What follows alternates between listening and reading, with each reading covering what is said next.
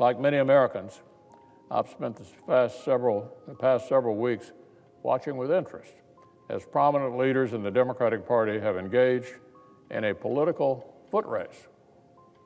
They're sprinting, literally sprinting, as far left as possible, as quickly as possible, trying to outdo one another. The result is that one of our two major political parties has begun embracing one radical, half-baked socialist proposal after another. This is Mitch McConnell, for the moment the Senate Majority Leader and chief ghoul of the Republican Party. You may notice something strange about what he is saying, that the opposition, the Democratic Party, is radical and far left and socialist. This is not a practice unique to Mitch McConnell, though. President Donald Trump uses the same language when referring to Democratic politicians. Let it simmer for a little while. Let people see what radical left Democrats will do to our country. This similar language, words like extreme and radical to describe Democratic politicians, is not a coincidence, as it was and still is a planned talking point within conservative political circles and conservative news media. We begin the vetting all this week and next of the extreme 2020 Democratic candidates as we examine the radical views tonight of Kamala Harris, the senator from California.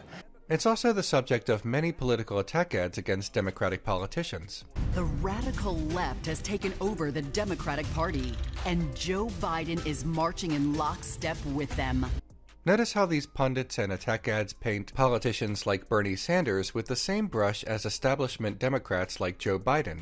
The goal is twofold: to make the Democratic Party in general seem too radical for moderate voters, no matter which Democrat is on the ballot, and to make Democrats like Alexandria Ocasio-Cortez seem about as far left on the political spectrum as possible.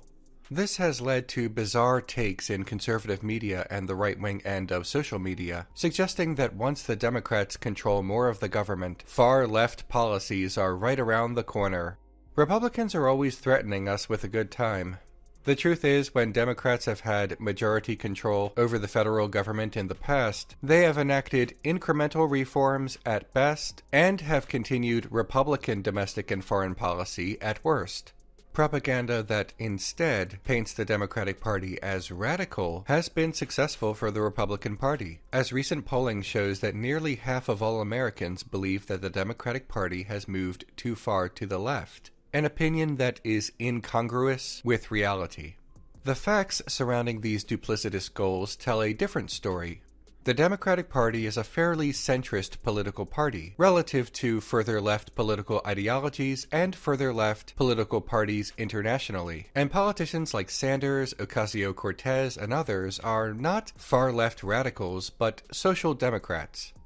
Sanders calls himself a democratic socialist, not a social democrat, but they are actually different, and Sanders' policy proposals are more in line with the latter, not the former. Also, he only registers as a Democrat when he is running for president, and is more commonly registered as an independent. In other words, even on the fringes of the Democratic Party, they are not socialists, not radical, and by and large, not really the left. The Democratic Party's political ideology is liberalism, not socialism.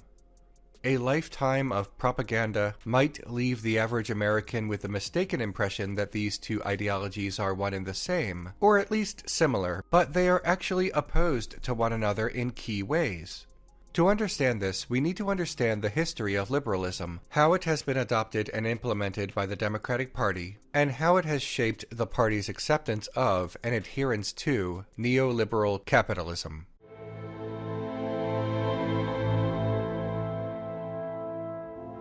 During the Enlightenment period in the 17th century, there was a great upheaval of new ideas in Europe, and a plucky new economic system was making the rich richer.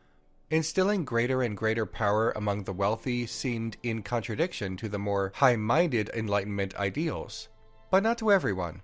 Classical liberal philosopher John Locke saw no such contradiction, and concluded that private property, a key feature of capitalism, was connected to freedom and equality.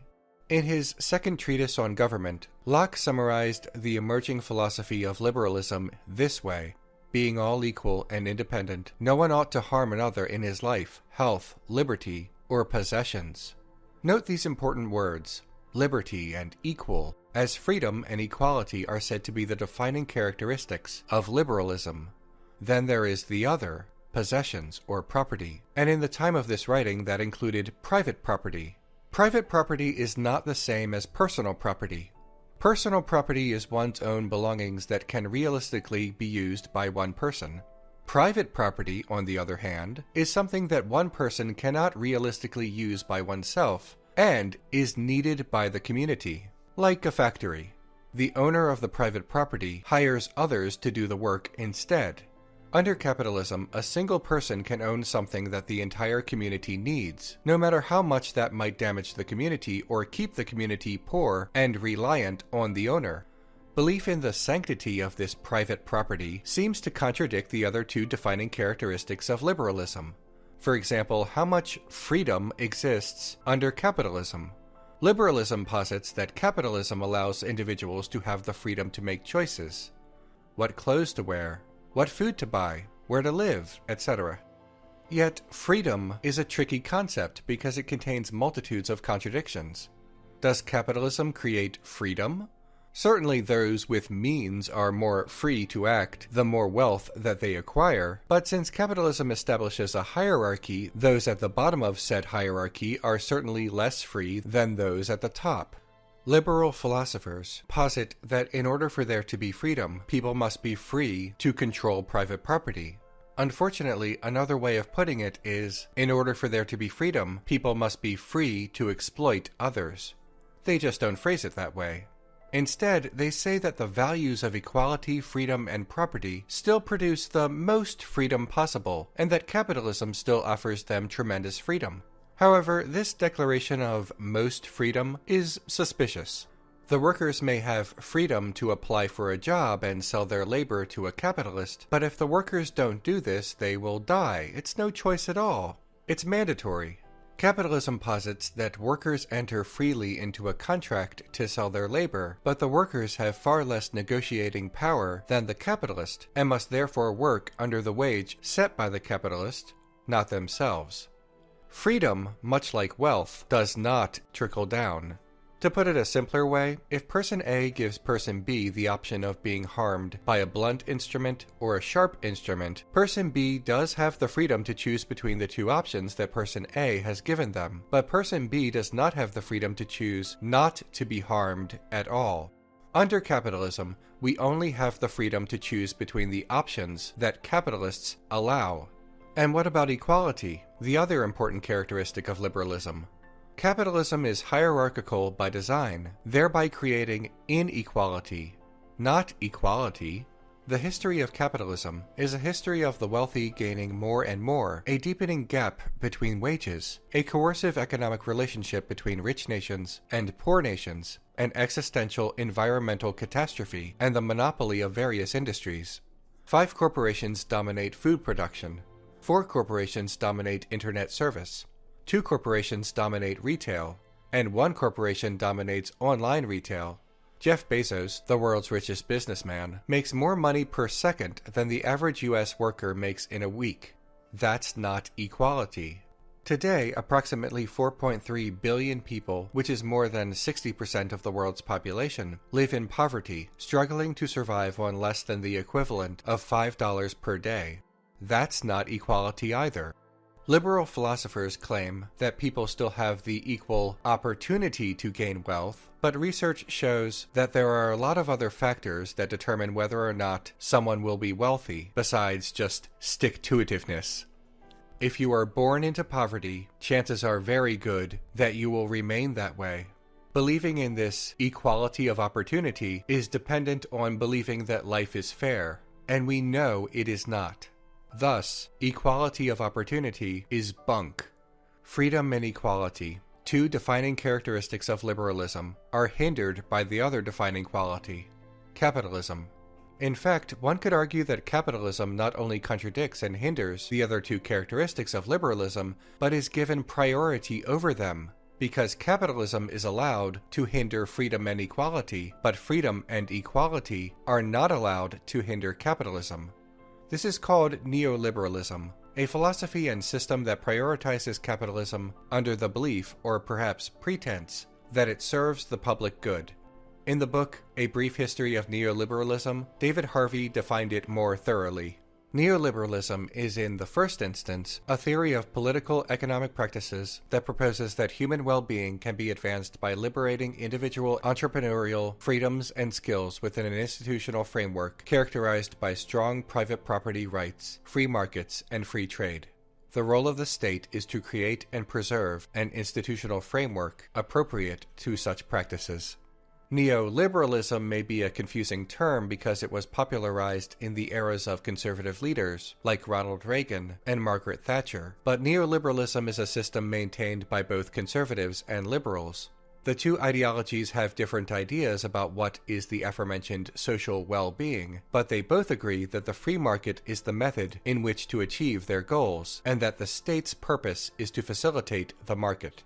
Noam Chomsky once said, "Both political parties have moved to the right during the neoliberal period.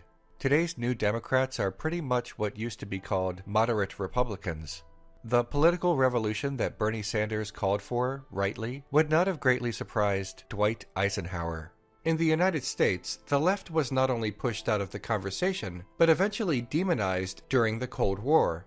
The U.S. affirmed only two political ideologies, represented by two political parties: liberalism and conservatism.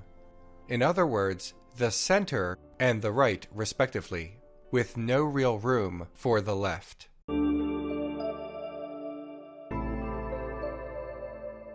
Republicans love bringing up the fact that the Democratic Party was once the conservative party of the United States, which is the most stunning and consistent self-own in American political discourse. Republicans can't broach the subject without the implication that the former, abandoned ideology of the Democratic Party is now the ideology of the Republicans' own party today. It's an argument that more closely resembles seeing political parties as sports teams, with dynasties and important championship victories, instead of seeing political parties as entities with ideologies and agendas. It reveals a lot about whoever is delivering this bad argument more than it reveals about the Democratic Party. The change from conservatism to liberalism within the Democratic Party happened in waves, arguably beginning with public outcry about economic disparity and the, at the time, three political parties using the opportunity to side with the voters' concerns: the Democratic Party, the Republican Party, and the Progressive Party. Woodrow Wilson, a Democrat, was elected president on the promise of economic reforms. The Democratic Party became the party of relief against economic hardship. This was cemented later with Franklin Delano Roosevelt's New Deal. Finally, with Southern segregationist Democrats abandoning their party for the Republican Party, the long journey toward liberalism in the Democratic Party was complete. The Democratic Party's ideology had been firmly established as liberalism, the centrist position that advocates for equality and justice, but only as far as capitalism will allow. Nevertheless, Republican politicians frequently paint the Democratic Party as socialist or the left, and their base parrots this ignorance. Well, what is the left? Apologies to anyone who has already read theory, but this is going to be pretty 101. Socialism is a political philosophy that posits that the means of production, distribution, and exchange ought to be collectively owned by the community. How this is accomplished depends on which form of socialism one subscribes to. But even without diving further into theory, we can already see that this is in direct opposition to liberalism, because it opposes the aforementioned private ownership. Liberalism is not socialism. Communism, or a communist society, is stateless, moneyless, and classless. Communism is the eventual goal of some socialists, though not all socialists have the same goals. Anarchists also believe in a society in which what we currently consider the state is abolished. Because of this, many anarchists also consider themselves communists, or anarcho-communists. Nations like China and others have political parties called communist in their name and in aesthetic, but do not have communist societies. Social democracy, as seen in Scandinavian countries, is not actually socialism. Social democracy maintains private ownership of most of the means of production, but provides a social safety net. Social democracy borrows ideas from socialism and has historical connections to socialist movements, but social democracy is more like a mild compromise between socialism and capitalism that is still essentially capitalist. That is not to say that social democrats should never call themselves socialists. I am not the socialism decider. This is just some basic theory and categorization. Whether or not social democracy is part of the left alongside socialism is a matter of some debate, but that is not relevant to this exercise. In this exercise, it is only relevant that even social democracy is to the left of the Democratic Party establishment and its ideology. Socialism and communism are not liberalism, because socialism and communism oppose capitalism, whereas liberalism embraces capitalism. If you are an American and self-identify as a liberal, and you're saying, well, I'm a liberal and I don't like capitalism, then congratulations, you're not a liberal, you're a leftist. You have simply been led to believe that liberalism is just anything to the left of conservatism, the result of propaganda that obscures the political compass. This is well understood in other parts of the world. In Canada, the Liberal Party is the centrist party. To its left is the New Democratic Party, which espouses an ideology of social democracy. And to the right, the Conservative Party, which obviously espouses an ideology of conservatism. In the United Kingdom, the Liberal Democrats is the centrist party between Labour and Conservative. In Australia, the Liberal Party is basically centre-right and has a coalition with the even more right-leaning National Party. Together, they oppose the Australian Labour Party, which is to their left.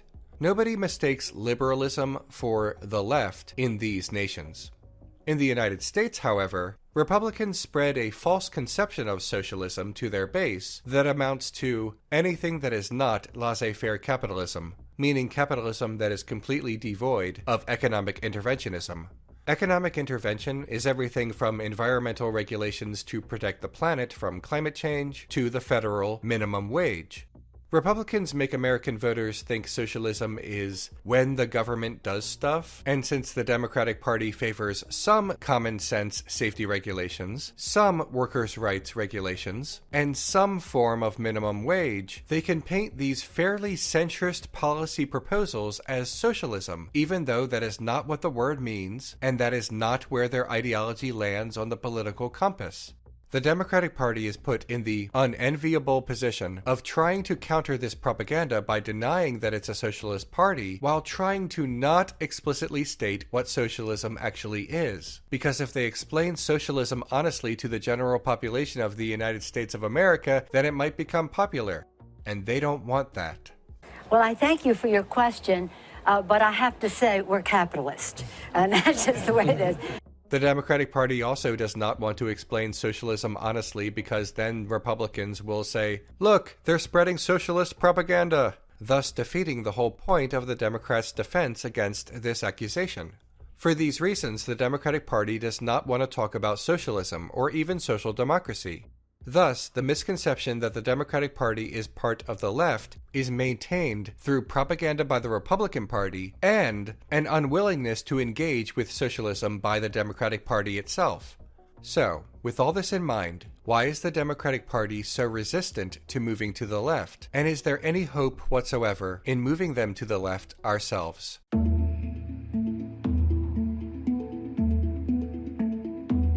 Maintaining capitalism is the political goal of a class of people whose policies eventually benefit themselves most from that goal. Politicians go on to make big money in their career, which discourages them from doing anything that gives less power to capitalists.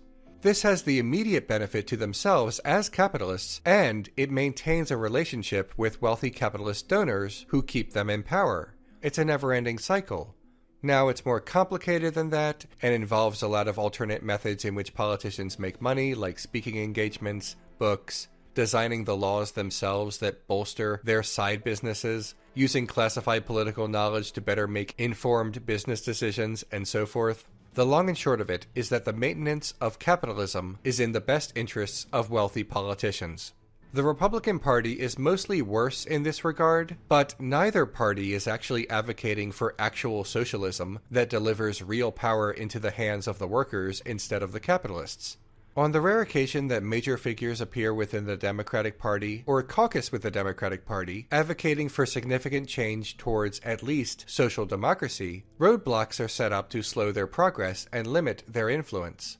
You have these wings, AOC and her group on one side. It's like 5 people. No, it's the progressive group. It's more than 5. I'm a progressive, yeah. These roadblocks come from directly within the party and indirectly through news media that also has an economic interest in the capitalist status quo. People go to cable news for their current events, for their roundtable discussions, for their punditry, and what they get is news hosted by millionaires and owned by billionaires. Because of this, the likelihood of seeing positive news coverage of a social democrat decreases, and the likelihood of seeing negative news coverage of a social democrat increases. Conservative media demonizes anything to its left, and liberal media demonizes anything to its left, even something only a little to its left like social democracy. The most recent and obvious example of this would be news coverage of the 2020 Bernie Sanders campaign. Bernie Sanders makes my skin crawl, and I can't even identify for you what exactly it is. The happiest person right now, it's about 1:15 Moscow time. This thing is going very well for Vladimir Putin. I'm reading last night about the fall of France in the summer of 1940, and the general, Renaud, calls up Churchill and says, "It's over." And Churchill said, "How can it be? You got the greatest army in Europe. How can it be over?" He said, "It's over." So I had that suppressed feeling. I can't be as wild as Carville, but he is damn smart, and I think he's damn right on this one. I remember the Cold War. I have an attitude towards Castro. I believe if Castro and the Reds had won the Cold War, there would have been executions in Central Park, and I might have been one of the ones getting executed. And certain other people would be there cheering, okay? So I have a problem with people who took the other side. I don't know who Bernie supports over these years. I don't know what he means by social. 1 week it's Denmark. We're going to be like Denmark. Okay, that's harmless. That's basically a capitalist country with a lot of good social welfare programs. Denmark is harmless. It's pretty clearly in the Denmark category, yeah. Are you sure? How do you know? Did he tell you that? When the Sanders campaign was on the upswing in spite of this coverage, the Democratic establishment rallied its forces to get behind Biden and to stop Sanders from securing the nomination. Now you might be thinking, well, what can we do about it? It's good to want prescription and not only description, but the question presumes the prescriber and the listener have the same goal. If our goal is only social democracy, then supporting sock Dems in elections and especially primary elections against garden variety liberals may be the best way to slowly change the ideological makeup of the Democratic Party. As challenging as that is to imagine, bear in mind that the Democratic Party has already gone through an ideological overhaul throughout the course of the past century, and it's not impossible for it to happen again with enough time, effort, and the right people. Basically, if our goal is to make the Democratic Party of the United States of America more like the New Democratic Party of Canada, then that is a difficult but theoretically achievable goal, if only for harm reduction. In the short term, we all want Medicare for all and other policies that will provide relief. If, however, our ultimate goal is a classless, stateless society, the Democratic Party or any political party will not be the entity that gives that to us. There is too much money in political parties to effectively escape capitalism exclusively through electoralism. A hypothetical, anti-capitalist, anti-statist political party in the United States cannot compete within a system it hopes to completely dismantle. See, elections are won through money, and capitalists are not going to endorse and donate to their own loss of power. Knowing this, much of our energies could be better utilized through direct action, the specifics of which will be covered in a series of future videos, but for now there is a link in the description. Goals like liberating private property simply are not the goals of the Democratic Party, or even the social democracy that is desired by reformers. In conclusion, the Democratic Party's ideology is liberalism. Liberalism is centrist. Liberalism is not socialism. Liberalism is not radical. And liberalism is not the left. If we want something besides capitalism, then there is no prescription for the Democratic Party.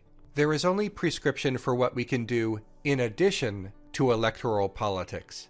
The right tools are needed for the right job. The Democratic Party is not the radical left, but we can be.